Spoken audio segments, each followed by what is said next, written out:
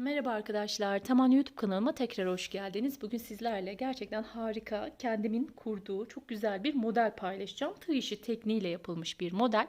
Modelime geçmeden önce hemen buradan şunu söylemek istiyorum. Hepinize gerçekten çok teşekkür ediyorum. 385 bin küsür aboneye ulaştık. Yani 400 bine yaklaşıyoruz. Bana bu zamana kadar beni desteklediğiniz için, hep yanımda olduğunuz için gerçekten hepinize çok teşekkür ederim. Ve buradan şunu da söylemek istiyorum. Bundan sonraki videolarımda ne tarz videolar isterseniz, neler örmemi isterseniz ya da anlatırken nelerde beni eksik buluyorsanız bana bunları yazarsanız ben de ona göre hareket ederim ve size daha fazla katkı sağlayacağımı düşünüyorum bu şekilde. Bana çekinmeden gerçekten yazabilirsiniz. Ben de ona göre davranırım. Şimdi sizlerle yeni modelime geçeceğim. Hemen şöyle modelimi göstermek istiyorum. Sürpriz gibi olsun istedim. Üzerini de kapattım. Evet, modelim bu şekilde arkadaşlar. Bu zamana kadar birçok model paylaştım sizlerle. Yıllardır birlikteyiz. Yaklaşık ben 2015'ten beri sizlerle video paylaşımı yapıyorum. Gerçekten beni hiç yalnız bırakmadınız. Hep yanımda olduğunuz için hepinize çok teşekkür ediyorum. Bundan sonra da desteklerinizi bekliyorum. Ne tarz videolar istediğinizi acaba diyorum yanlış mı yapıyorum? Çünkü elimden geldiğince güzel şeyler paylaşmaya çalışıyorum. Fakat eskisi kadar bazen benim yeni videolarım izlemediğinizi hissediyorum. Eğer benden farklı beklentileriniz varsa bunları benimle çekinmeden paylaşabilirsiniz arkadaşlar. Şimdi hemen yeni modelimin yapımına geçmek istiyorum. Şimdi modelimi kendim kurdum.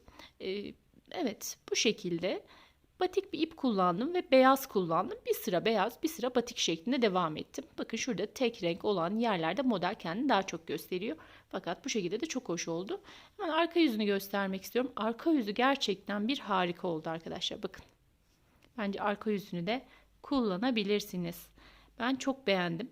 Arka yüzünü ön yüzünden daha hoş buldum. Böyle çiçek gibi durdu. Evet, modelim bu şekilde. Battaniye yapımında, yelek yapımında, patik yapımında birçok yerde kullanabileceğiniz bir model. Şimdi 3 numara tığ kullandım. Afgan tığı, tunus şişi birçok işte farklı farklı söylüyorlar. Her yerden kolayca temin edebileceğiniz bir ip. Eğer ki battaniye yapmak isterseniz tabii ki bu ip tığlarla çok zor olacaktır. Arkası misineli ucu bu şekilde tığ şeklinde olan tığlarımız var, şişlerimiz. Onları tercih edebilirsiniz battaniye yapmak için. Evet, şimdi hemen birlikte sizlerle bu güzel modelimizin yapımına geçelim. Şöyle yakından tekrar göstermek istiyorum. Bakın modelimin ön yüzü böyle, arka yüzü bu şekilde. Evet, modelim bu şekilde arkadaşlar. Şimdi birlikte yapılışına geçebiliriz. Modelimizin ayarlarken sayısını 3 ve katları üzerine ayarlıyoruz arkadaşlar. Fakat tek sayılar üzerine tam denk geliyor. Yoksa birisinde model kenarıya denk geliyor. Tek sayılar üzerine derken yani şöyle 15, işte 33 gibi sayılarda tam denk geliyor. Örneğin 30'da model kenara denk geliyor ve şu kenardaki 3 tane düz ilmeğim olmuyor. Buna dikkat ederseniz modelimizi rahatlıkla kurabilirsiniz arkadaşlar. Şimdi hemen modelimin yapımına başlamak istiyorum.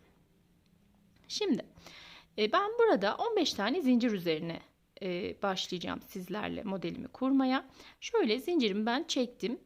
Şu şekilde zincirimin arka tarafını çeviriyorum ve her bir zincirden bir tane olmak üzere ilmek çıkartıyorum. Yani toplamda 15 tane ilmek elde etmiş olacağım. Her bir ilmeğimin zincirimin içerisinden birer tane ilmek çıkartıyorum.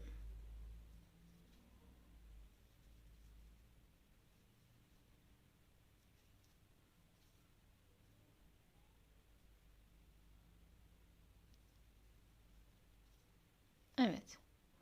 Bu şekilde ilmeklerimi hazırladım. Hemen şuradan küçük bir düğüm olmuş. Orayı kesmek istiyorum. Elimizin altında dolanmasın diye. Şimdi ilmeklerimi çıkardım. İlk ilmeğimi tek, diğer ilmeklerimi ikişer ikişer çekerek sıranın başına kadar gidiyorum.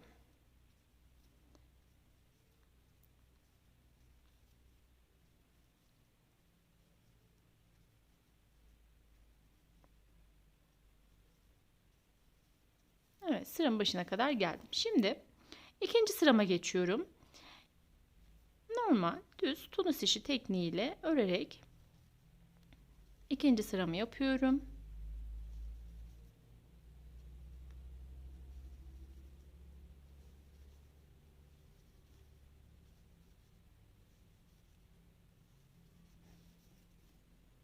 Evet, sıramın sonundaki ilmeğimi hemen yanında şöyle arka tarafına doğru düşen ilmekle birlikte aldığımda o kenardaki boşluk oluşmuyor arkadaşlar. Şöyle göstereyim. Bakın bunu şununla. Evet, bakın daha düzgün durması için bu şekilde. Şimdi ilk ilmeğimi tek, diğerlerini 2 çekerek tekrar sıramın başına kadar devam ediyorum.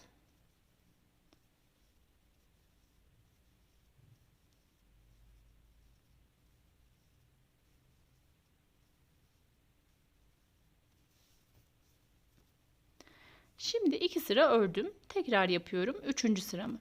Modelimizin en başında 3 sıra örmemiz gerekiyor arkadaşlar. 3 sıra ördükten sonra modelimizi kurmaya başlayacağız.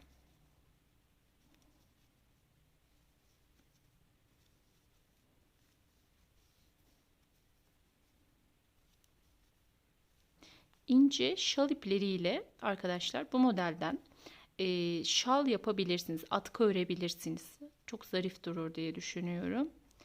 Deneyebilirsiniz.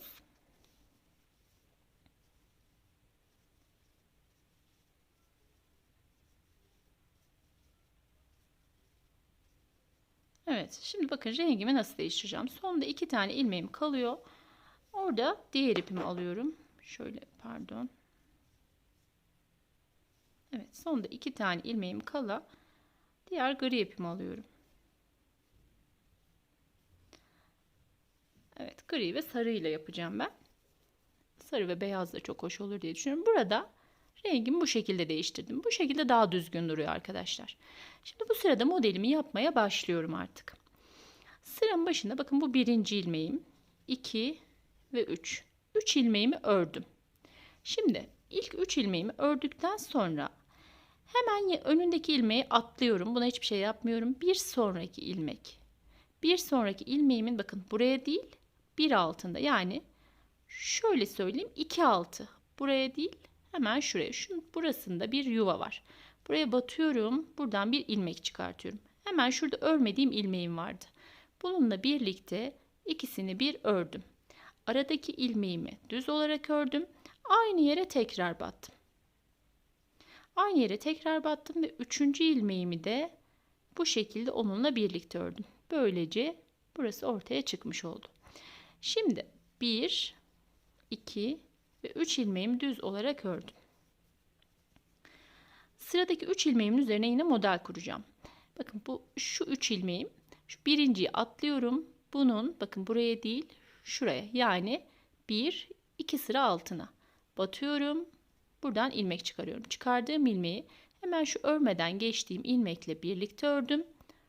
Ortadakini düz olarak ördüm.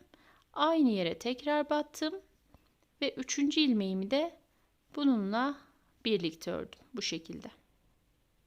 Sonra sıramın sonundaki 3 tane olan düz ilmeğimi de örerek sıramı tamamladım. Şimdi yine ilk ilmeğimi tek, diğer ilmeklerimi ikişer çekerek sıramın başına kadar geliyorum.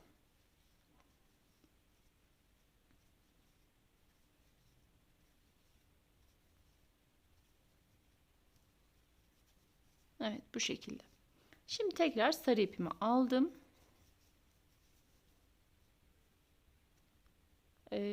Bunu bu şekilde de ekleyebilirsiniz. Benim az önce yaptığım şekliyle de renk değişimi yapabilirsiniz arkadaşlar. 2, yine 3 tane ilmeğimi düz olarak ördüm. Bakın şu 3 ilmeğim hep model bunun üzerinden devam edecek. Şöyle arasını açarak da yapabilirsiniz. Bakın birinci burası, 2 altı şurası oluyor. Az önce battığımız yer, bakın burada yeri belli. Hemen şöyle tığımı çekip tekrar göstermek istiyorum. Bakın buna hiç dokunmuyorum. Şu ilmeğime ikinci ilmeğin altından buraya girdim. Buradan ilmek çıkardım. Buradaki gri ilmeğimle ikisini birlikte ördüm. Aradakini örüyorum. İkinci ilmeğimi aynı yere tekrar battım. Üçüncü ilmeğimi çıkardım. Bunu da buradaki üçüncüyle birlikte ördüm. Sonra 1, 2 ve 3 ilmek düz ördüm. Yine model kısmımıza geldik. Bakın buraya değil, buraya batıyorum. Birinciye dokunmuyorum. İkincinin altından hemen yeri belli zaten. Buraya battım, ilmek çıkardım. Bu atladığım ilmekle ikisini bir ördüm, ortadakini ördüm.